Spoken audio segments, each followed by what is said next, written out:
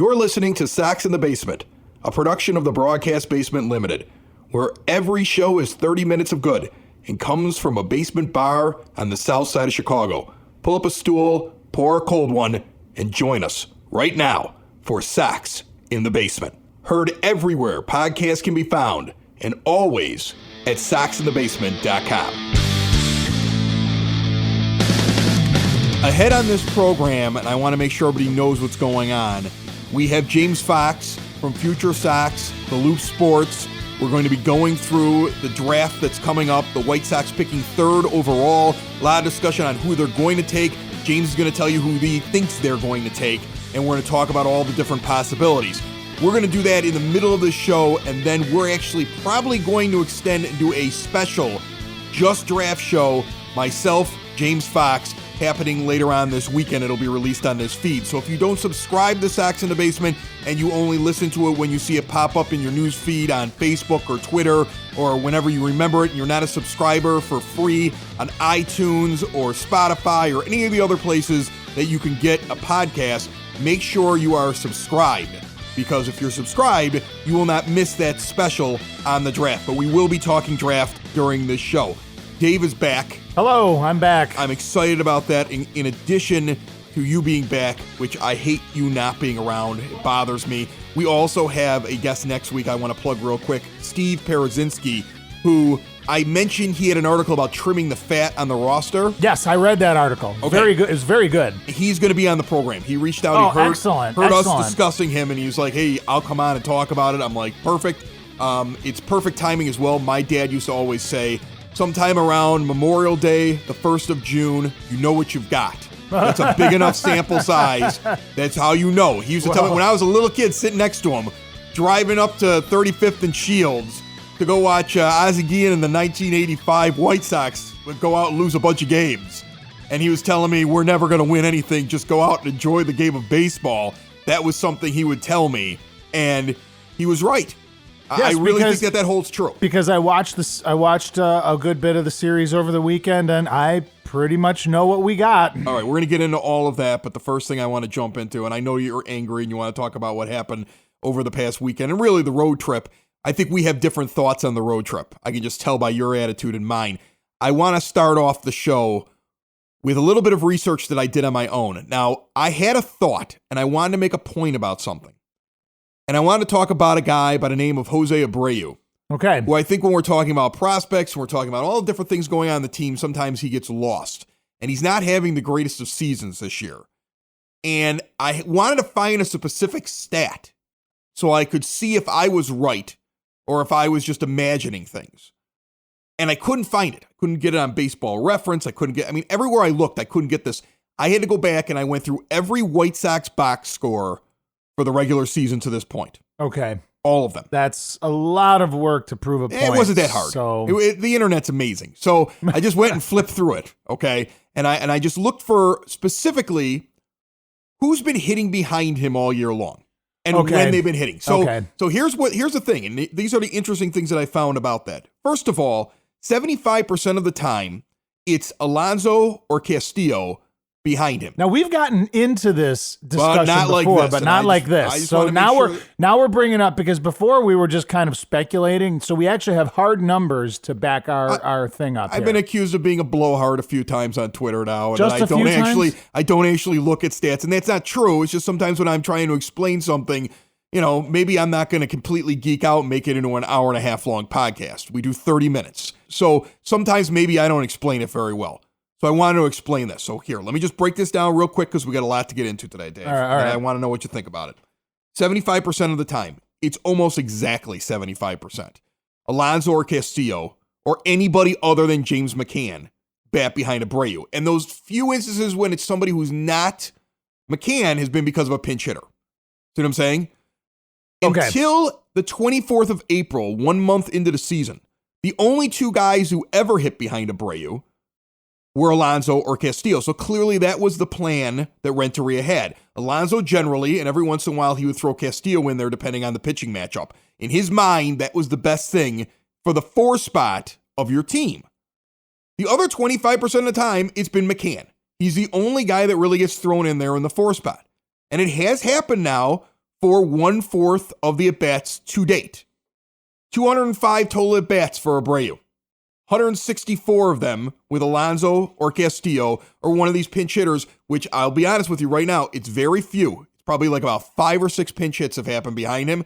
The results are, I don't think, skew this in any way whatsoever. Okay? Oh, okay, right. 41 at-bats for McCann. Here are the stats.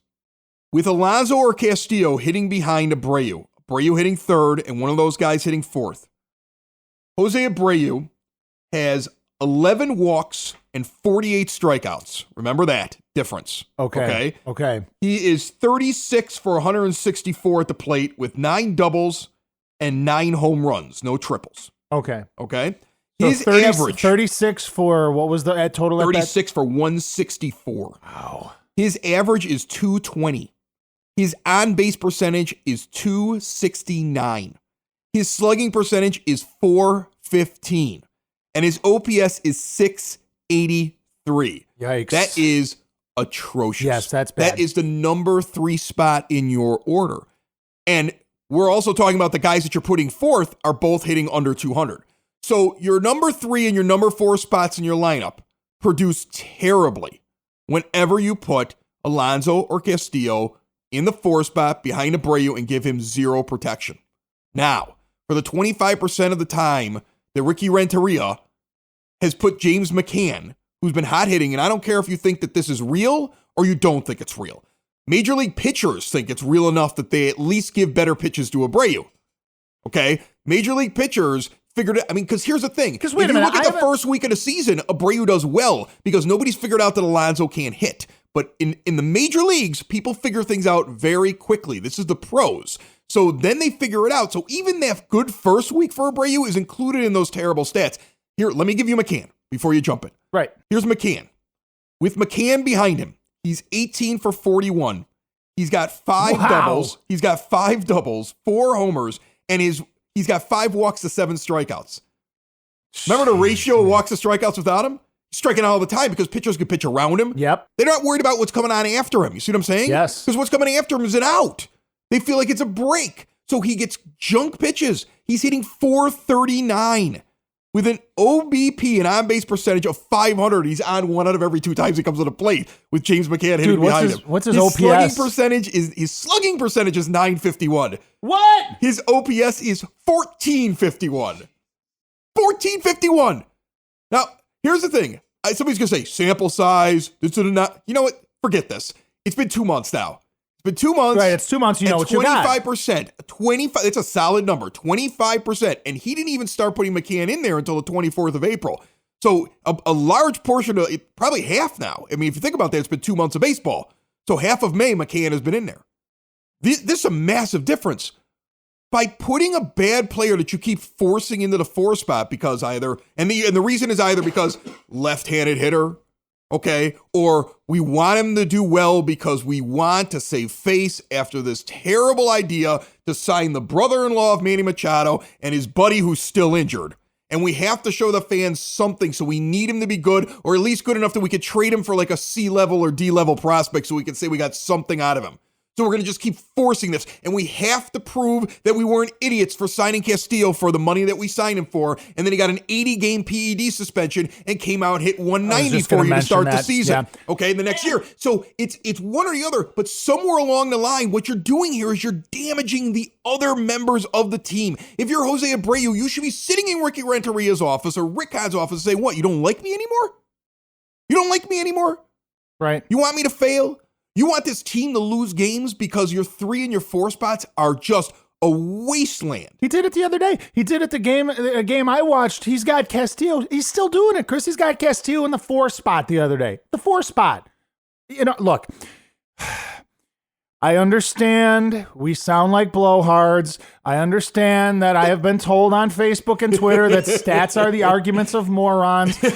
Please call the show if you have any legitimate reason why either Yonder Alonso or Wellington Castillo should be even on this team, much less batting fourth. Give us a reason why these two bums are still on this team and playing every day and batting in the fourth spot. Well, it's the same thing as I had somebody on Twitter this week when I said during the rain delay on Memorial Day, Yolmer did what Yolmer does, and that's why they keep him around, because he's the court jester.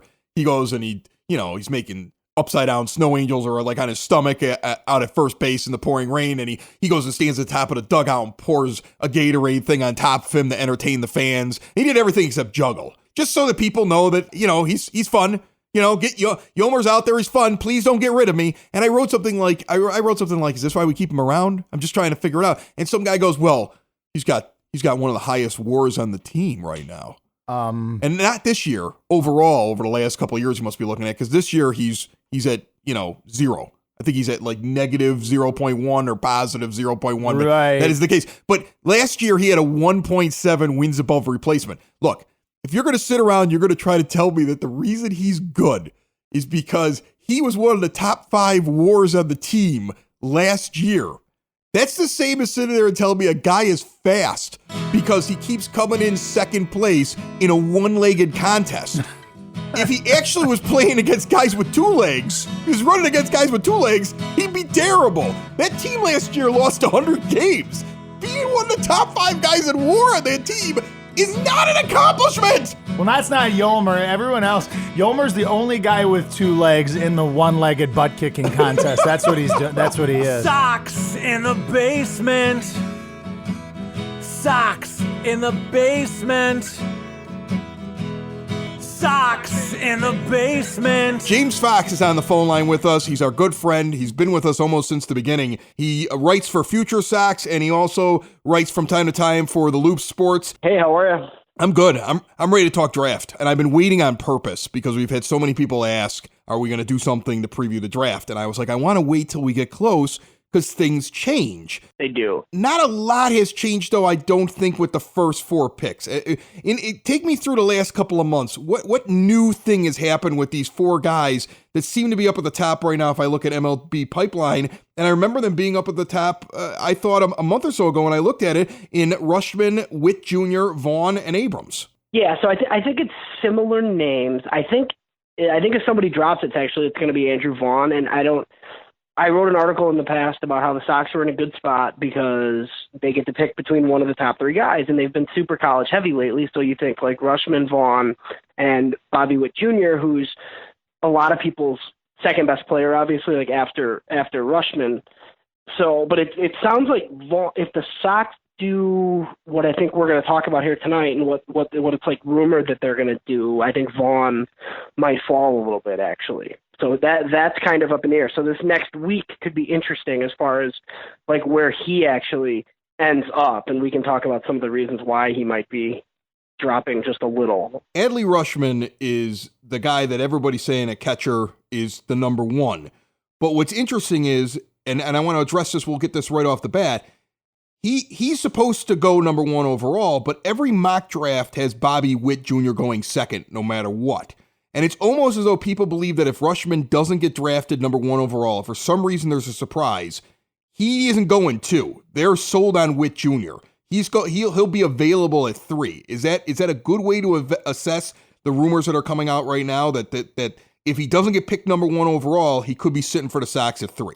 Yeah, I think that's actually makes sense. I would actually say that the 2 most likely names for the White Sox at 3 are C.J. Abrams, the high school shortstop out of Georgia, and Adley Rutschman. Now, I don't know what to believe. Like the Baltimore thing is weird, and that's Mike Elias, who was the scouting director, I believe, for the Astros, but he definitely worked for the Astros, and he was one of the guys who unearthed Carlos Correa, like out of Puerto Rico back when, Carlos Correa was mentioned as like a top 10 guy in that draft, but he wasn't necessarily supposed to go 1. And the Astros kind of made some of that game playing up at the top of the draft famous, where, they get a good player, but maybe not a guy that's going to take like your entire bonus pool amount, and then you could like spread more money out throughout the rest of the draft. Now, there's some thought that Baltimore might try to do that, but I mean, Rushman might be the best number one overall since Bryce Harper. So while he might not totally fit their window because he's probably going to be in the majors in 18 months and they're still going to be really bad by then, I think it's kind of tough to pass on that guy. But it is interesting. I mean, the only way, like you were saying, like he could fall to the Sox. Now it depends on who goes 1 though. Like if they pass on Rushman at 1, but they take Bobby Witt, then I think Rushman goes 2. It seems like the Royals are all about Witt, right? Yeah, the Royals are taking Bobby Witt, I think, unless he goes 1. Yeah. So I think he's going 1, which kind of, like, a lot of people have like Rushman, Witt 1, 2. So they're not even talking about Witt to the Sox. Like, I personally think the Sox would take Witt, but I don't think he's going to be there. And I think they know that too. I mean, this is like basically signed, sealed, and delivered to Kansas City. All right, let's talk about the 2 guys that I've heard the most about that would go to the White Sox at 3 and who it's going to be between. We got Andrew Vaughn at first base. We have C.J. Abrams, who's a shortstop. Vaughn is a college player. Abrams is a high school player. The White Sox have only taken 2 high school players, correct me if I'm wrong, since the turn of this century, and neither one of them worked out for them. Does that affect them when they're making a pick? Do you think that this front office is like, we don't do well with this, let's just take the safe pick in college? I don't think it can. I think they've obviously been more risk averse lately, and they've went on the college side. Now, I think I'll preface this by saying, like, this is the 4th year under Nick Hostetler's reign. He, while he was in the organization, like he's added a lot of new scouts, and there's people in different jobs. So, I mean, when people go back and they point to Courtney Hawkins, and they point to Carson Fulmer, and they're destined to like pick somebody that's pretty bad, I don't really buy into that. And I also think it's too early to really like criticize any of his picks the last 3 years. I mean, look, you can look at some of them and say, like, you know, like Zach Collins, Jake Berger, there's been some issues, but it is still too early to make any determinations there. So when Nick Hostetler took over this job, he said he really liked high school players. When he worked for the Braves, that's like what he did. So I actually thought they were going to start taking high school players a lot sooner, but you know, he also said that they needed to insulate this system. They needed to add baseball players to the White Sox farm system because the system was so bad that they needed like a base of players. And we've talked about this in the past where, you know, their system in spots lacks high upside, but I think there's a lot of big leaguers in the system. So, you know, those guys are also tradable down the road. So I think it's time. I think it's time to go younger, and I think that's what they're going to do. I mean, he also said to James Fagan in one of his athletic pieces that, you know, last year you got to see the personality of the scouting department a little bit. I mean, they did take 5 or 6 high school guys last year, and it was kind of a break from like the recent norm there. So no, I don't think they'll be scared. I think fans are going to freak out, but you know, they can't be scared by the premium athlete, I don't think. Talk me off of the ledge slightly on this, because I always like the idea of middle infielders. So I would always tend to go towards a guy like Abrams. But that said, even though Vaughn supposedly runs like he's got a piano on his back and grades out to be basically just a first baseman unless we get lucky and he can move over to third, and that's the most I've read about him, the one thing about him is he's going to hit. That he rates out really high as a hitter, and every scout says no matter what you say about him, he's going to get to the major leagues. He's going to hit, and he's going to hit for power. He seems pretty short, at least on the batting side of things. Am I wrong? Have you heard about holes in his game that would make that wrong? Because I mean, there's a lot less questions it seems like with him, and you know, we're the team that's dealing with weird injuries and guys that don't work out as much as we want them to right now. Talk me off the ledge here, because I keep thinking that Vaughn probably should be number 3. Yeah, so Vaughn is very, very safe because I think he's going to hit, but he's under 6 feet tall and he's right-handed, and he's a first baseman. So those guys don't go this high. Like Andrew Vaughn can completely mash. I mean, his offensive profile has been, you know, like it's similar to Chris Bryant. Now it's at first base. So then it comes into question, do you take a first baseman with a pick that high? And that's, I think, so Jim Callis of MLB Pipeline has kind of said the White Sox are looking for up-the-middle players.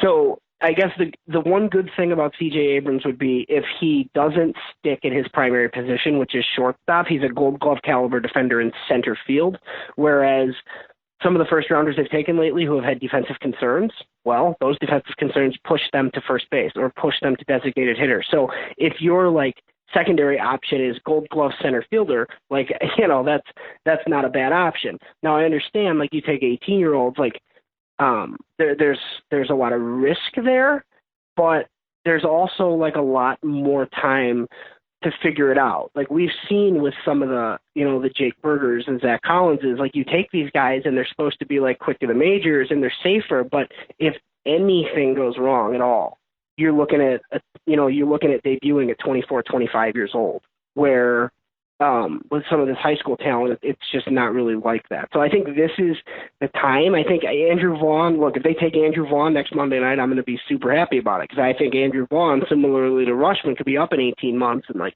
sitting in the middle of your order somewhere. Is it the best use of resources, though?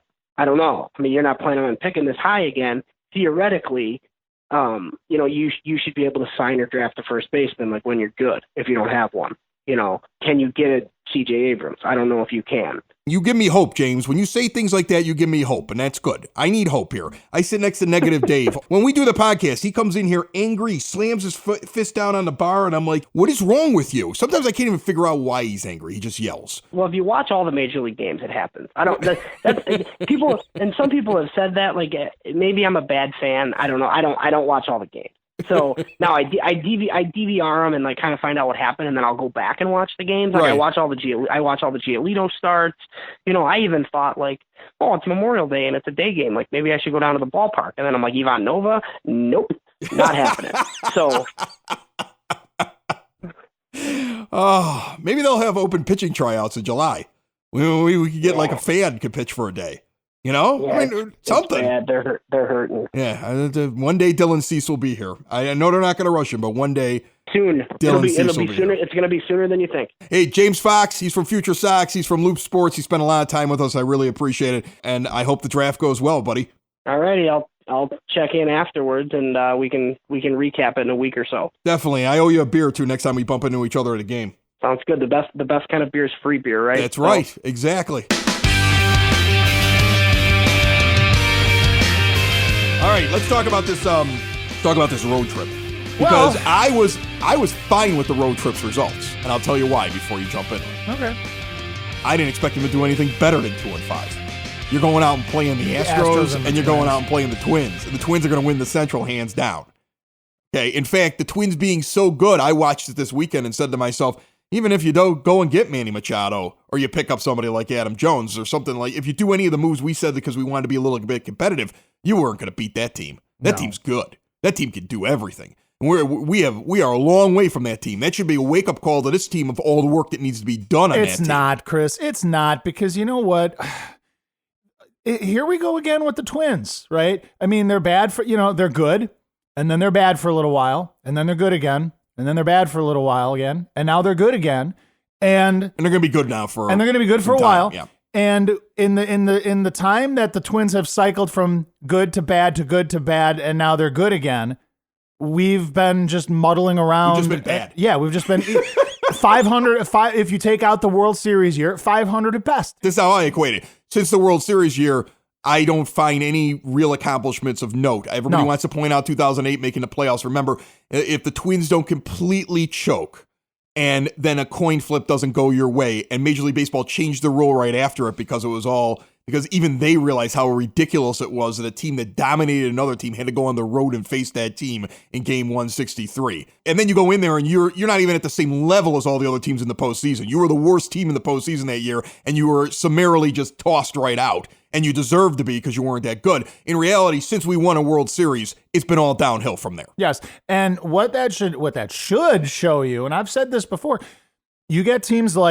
organizations like the Twins, the Cardinals, the Dodgers, the Yankees, the Red Sox. Okay, these are organizations that know how to operate. They know how to put together winning. They know how to put together a winning product on the field, and they do so consistently. And here the Twins go again. Are you or someone you know looking to learn how to play a musical instrument this year? Then you should be checking out Westgate Music School, 6527 West 127th Street in Palos Heights. Private music lessons for all instruments, including guitar, piano, drums, voice, bass guitar, violin, banjo, ukulele, and more. Are you a vocalist? Are you ready to play a musical instrument and looking to join a group? Westgate Music School offers group classes for rock band, a cappella vocal, and barbershop quartet. Students of all ages and ability levels will have the opportunity to perform 3 times a year in a student concert. Gift certificates for Westgate are also available. More information, call 708-586-7002 or go to westgatemusicschool.com. Jose Urena, or Urena if you're nasty.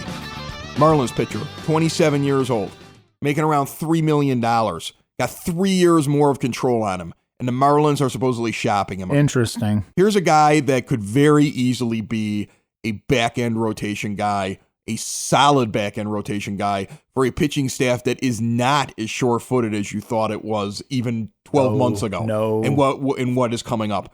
Why wouldn't you get a guy like this? This is a prime pick. And you know, I'm going to give him credit because we talked about it off the air. But I was talking with James Fox about it, and he brought it up.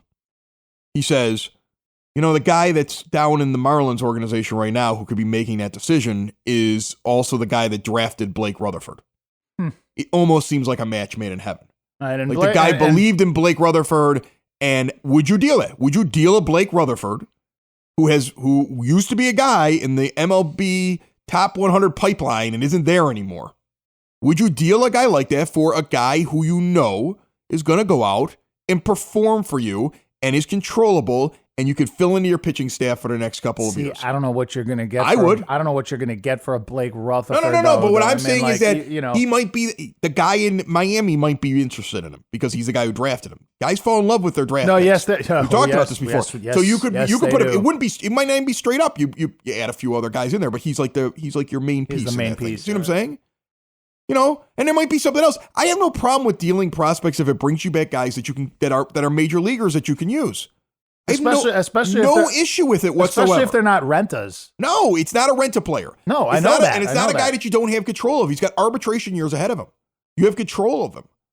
And he's shown that he can pitch. And he's pitched well. If you look at his stats, he has pitched well on a bad team.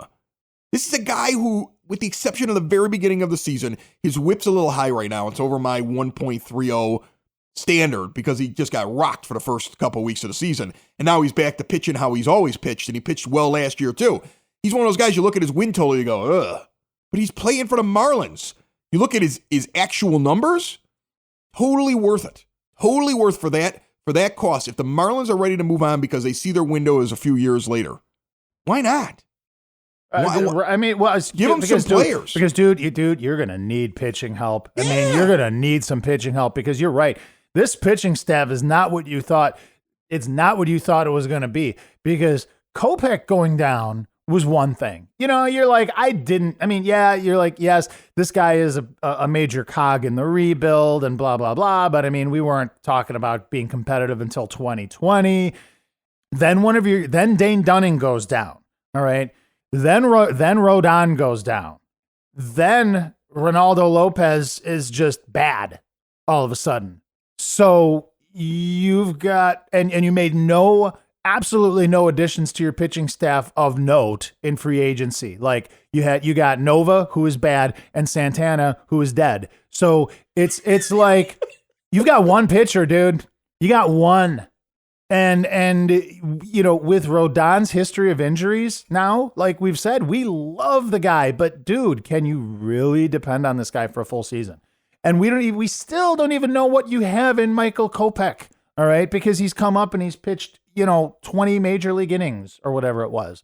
So yeah, you need some pitching help, dude. Big time. One of the guys we're going to be talking to very soon, in fact, next week, Steve Parodinsky. He wrote an article for the Loop Sports talking about guys that need to be trimmed off of this roster, the fat that is on this roster. We were so in line with what he wrote because we had talked about a lot of this before he wrote it. It was almost like he was down there in the bar talking with us. Yeah, he was in our head, okay? Yeah. Alonso, Nova, Sanchez, Castillo. Those are the 4 main guys Yes. that he's like, I need to be trimmed off the line, Yes. the roster. And he says, give the, at this point, you're not competitive. You're not beating the Twins. You're not getting a wild card. See what you've got. Right. Start bringing guys up and see what they can do. Listen, let me tell you something right now. I believe we're going to see Dylan Cease before the 4th of July. Oh, you have to. I believe we're going to see Zach Collins sooner than later.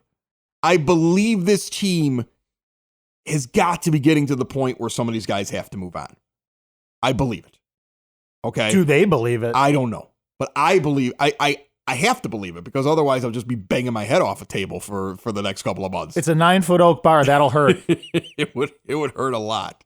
Remember, we've got the draft show that is going to be coming out, the draft special coming out this weekend if you're on the feed. If you don't subscribe, I don't know why not. It's free. It pops up in your phone, on your Spotify, your iTunes, whatever podcast player that you're listening to.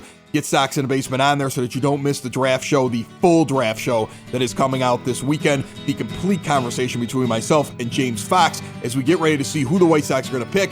And I swear, if they pick a name that we didn't mention in the draft show, my head might explode. It's like, that might be it. There might be chunks. There might be a chunk over there on the couch, and a chunk over there on the bar side and the neon side. It's going to be like that dude in Scanners. There'll be chunks everywhere. Another show is wrapped up. Another show's in the books. Another show is wrapped up. And then by the looks, it's gonna be a good one. And we'll see you next week. And the nude is basement. And the nude is basement. Another show is wrapped up. Another show is wrapped up. Another show is wrapped up. And it's in the books. Another show is wrapped up. Another show is wrapped up. And by the looks, it's gonna be a good one. Nudie's Basement. Broadcast Basement. The Nudie's Basement. The Broad Basement. Slancha. That was like Dropkick Murphys or something, right? I felt like it. Sox in the Basement. Heard everywhere podcasts can be found, and always on soxinthebasement.com.